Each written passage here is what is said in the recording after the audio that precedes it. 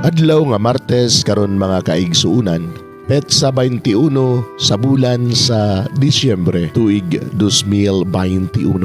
Ang pagbasa kinutlo gikan sa Ebanghelyo sumala ni San Lucas kapitulo 1 bersikulo 39 ngadto sa 45. Unya nangandam si Maria ug midali pag-adto sa kalungsod sa kabukiran sa Judea. Miadto siya sa balay ni Zacarias ug nakighimamat kang Elizabeth. Sa pagkabati ni Elizabeth sa pangumusta ni Maria, milihok ang bata sulod sa iyang tiyan.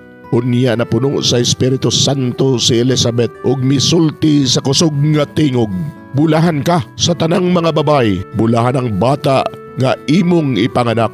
Pagkadako sa akong kalipay nga ang inahan sa akong Ginoo, miduaw kanako.